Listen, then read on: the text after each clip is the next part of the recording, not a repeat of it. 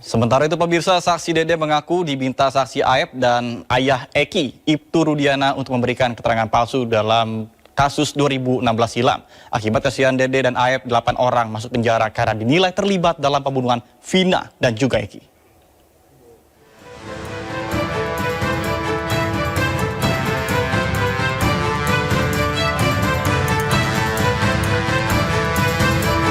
Setelah disebut menghilang, salah satu saksi kasus pembunuhan Vina dan Eki, Dede, muncul ke publik. Dalam wawancaranya di akun YouTube mantan Bupati Purwakarta, Dedi Mulyadi, Dede mengungkap pernyataan mencengangkan.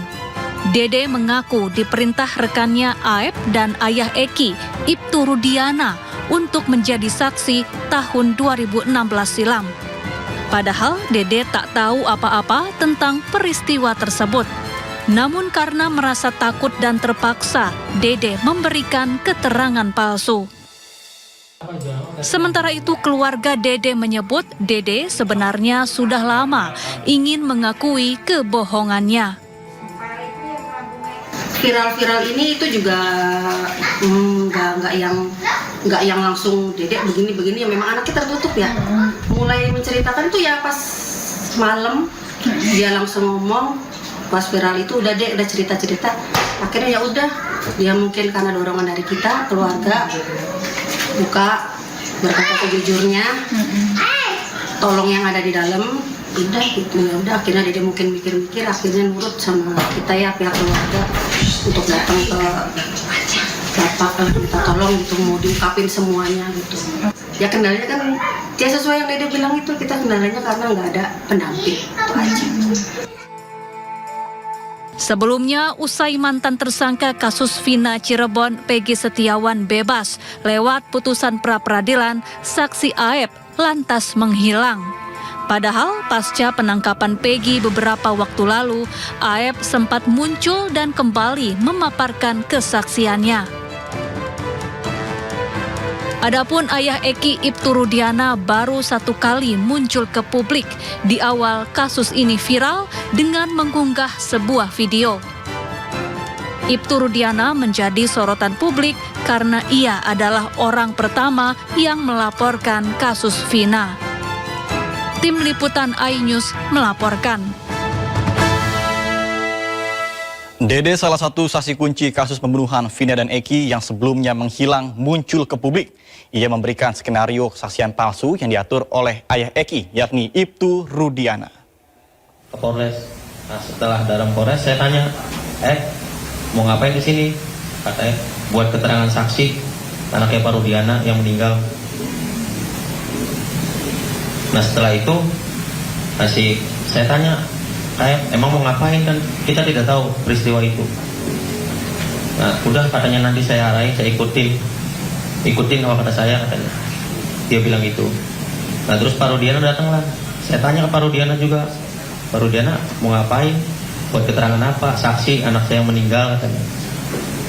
Nah disitulah diceritakan, saya nongkrong di warung. Kalau ke warung mah itu bener Pak, ke warung malam hanya membeli rokok. Cuman ada segerombolan anak nongkrong, pelemparan batu, bambu, pengejaran, segerombolan motor ada di situ. Sebenarnya nggak ada Pak. Sudah diceritakan sebelum masuk BAP, itu sudah diceritakan. Jadi sebelum kamu bertemu dengan Rudiana, kamu kan diajak oleh Rudiana telepon katanya kan? Bukan saya yang ditelepon Pak. Saya ditelepon dengan Aep Pak. Ditelepon oleh Aep. Kamu diajak ke kantor polisi. Ya. Waktu kamu diajak ke kantor polisi, kamu tahu tujuannya untuk apa? Belum tahu Pak. Saya nanyanya pas sudah masuk ke Polres Pak, di dalam. Apa katanya waktu kamu diajak ke kantor polisi? Ya saya tanya pas di dalam, mau ngapain di sini? Buat jadi saksi anaknya Pak Rudiana. Enggak, sebelum. Oh saya nggak pernah nanya Pak. Cuma nggak nanya Pak. Oh dia aja. Oh tolong antar saya ke kantor polisi gitu. Ya. Oke, setelah kantor polisi, ya, apa yang terjadi? Ya saya tanya, mau ngapain di sini? Buat keterangan saksi kan? Saksi siapa? Pak Rudiana yang anaknya meninggal. Oh itu kata Aep. Iya. Ya. Nah, kemudian kamu bertemu dengan Rudiana di mana? Di situ juga? Di situ juga. Saya tahu Rudiana pun saat di situ. Oh, kamu kenal Rudiana saat di situ? Saat di situ. Waktu dia pakai baju apa dia? Baju preman atau baju Preman sih Pak. Baju biasa. dan polisi? Apa? Dikenalkan sama Aib siapa ini gitu? Iya, dikenalkan sama Aib. Ini Pak Rudiana katanya. Nah, dikasih tahu ini Pak Kasih tahu, Rudiana, ini Pak Rudiana. Apa lagi? Bapaknya Eki. Aib. Diberitahu nggak dia polisi? Diberitahu Pak, dia polisi. Ini polisi gitu. Polisi. Jabatannya diberitahu pada waktu itu? Diberitahu intel narkoba katanya Pak. Oh, intel narkoba katanya. Diberitahu gitu ya. Diberitahu. Nah, lantas apa kata Aib kepada kamu? Ya saya bilang ke Pak Rudiana juga pada situ, Pak, buat jadi saksi apa? Anak saya yang meninggal katanya. Nah, sedangkan saya tidak tahu kejadian itu. Dan saya pun tidak kenal nama-nama dan muka dan peristiwa itu emang tidak tahu sama sekali Pak. Nah, terus apa kata Rudiana? Kata Aib dan Rudiana, ya bilang Pak, ya udah ntar saya kasih tahu katanya. Ya setelah dikasih tahu, pada saat nongkrong di situ, pada saat ke warung ada orang segerombolan nongkrong, terus melihat pelemparan batu kepada anaknya Pak Rudiana. Nah, terus dilempar batu itu tidak kena, terus pengajaran membawa bambu. Nah, terus setelah itu ya tidak tahu kejadian itu lagi Pak. Setelah pengajaran tidak tahu. Sudah sampai situ doang Pak. Tadi kan kamu ceritakan bahwa kamu diarahkan oleh Aib dan Rudiana. Saya mau lihat perannya masing-masing. Aib ngomong apa, Pak Rudiana ngomong apa? Aib ngasih tahu, bilang aja ya ada segerombolan orang di situ Pak. Baik. Terus Pak Rudiana? Pak Rudiana ngasih tahu masalah motor sama nama Pak. Sama nama? Iya, motor dan nama saya tahu dari Pak Rudiana, dikasih tahu sama Pak Rudiana. Oh, nama-nama pelaku. Nama-nama pelaku. Iya. Apa katanya waktu itu? Kan saya bilang saya nggak kenal Pak nama-nama pelaku. Nah, Muka pun nggak kenal. Terus kata Pak Rudiana, ya udah ntar saya kasih tahu nama-namanya pelakunya. oh dikasih tahu. Dikasih tahu. Kuasa hukum Ibtu Rudiana menolak segala tudingan keterlibatan kliennya pada pembunuhan Vina dan Eki. Untuk itu, Ibtu Rudiana dan kuasa hukumnya menyiapkan serangan balik. Ayah Eki, Ibtu Rudiana, mulai bereaksi. Melalui kuasa hukumnya, Ibtu Rudiana menolak segala tudingan keterlibatannya pada pembunuhan Vina dan Eki. Ibtu Rudiana menunjuk Elsa Syarif, Pitra Romadoni, dan Perkumpulan Penasihat Hukum Indonesia sebagai kuasa hukumnya. Serangan balik disiapkan oleh Ibtu Rudiana dan kuasa hukum untuk menanggapi tudingan yang selama ini menyasar kepada dirinya. Tim kuasa hukum menilai selama ini pemberitaan dan tudingan terkait keterlibatan Ibtu Rudiana dalam penangkapan para terpidana kasus kematian Vina dan Eki adalah hoax. Pada bulan Mei 2024 yang lalu, kita semua masyarakat Indonesia telah menonton Vina sebelum 7 hari. Semua apa? Semua menyatakan setuju. Cari itu pelakunya. Tangkap itu pelaku gitu. Tapi setelah ditangkap oleh Polda Jawa Barat, semua berbalik bela terpidana. Bebaskan dia seperti itu. Saya merasa aneh terkait dengan pemikiran kita semua. Kita di sini mau bela korban atau mau bela terpidana? Jadi janganlah kita pantik persoalan hukum ini dan menghancurkan harkat martabat nasib keluarga Ibtu Rudiana. Ibtu Rudiana sendiri telah dilaporkan ke Barreskrim atas dugaan penganiayaan kepada para terpidana. Namun kuasa hukum menilai laporan itu belum tentu ditindaklanjuti. Kalau di Mabes Polri, prosedurnya adalah begitu kita melapor, mau melapor tidak diberikan tanda lapor, dikaji dulu, dianalisa dulu, paling cepat 1 minggu. Nah, baru nanti 1 minggu kemudian paling cepat itu apakah laporan itu bisa ditindaklanjuti di Barreskrim ataukah disalurkan misalnya, oh ini karena itu Rudiana sebagai polisi aktif harus ke Propam misalnya. Oh ini kewenangannya di Polda dialihkan. Oh ini kewenangan di Polres. Oh ini memang kewenangan Barreskrim. Jadi belum tentu. Dan saya sudah tanyakan apakah tanda lapornya sudah ada? Belum ada. Ibtu Rudiana dilaporkan oleh kuasa hukum salah satu terpidana pembunuhan Vina dan Eki, yakni Hadi Saputra, terkait penganiayaan terhadap 7 terpidana kasus ini. Tim Liputan iNews melaporkan.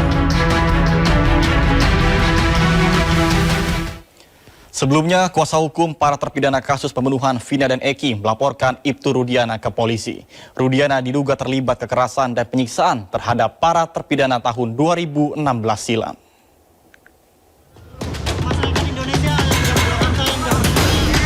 Benang kusut kasus pembunuhan Vina memasuki babak baru. Pasca Peggy Setiawan menang gugatan pra-peradilan, maka konstruksi hukum kasus ini harus diurai dari awal. Tak tanggung-tanggung, Mabes Polri mengerahkan Propam dan Itwasum untuk melakukan evaluasi dan memberi asistensi penanganan kasus. Sementara ayah almarhum Eki, Ibtu Rudiana, dilaporkan oleh kuasa hukum terpidana kasus Vina. Ibtu Rudiana dibidik lantaran diduga terlibat kekerasan dan penyiksaan kepada para terpidana pada tahun 2016 silam.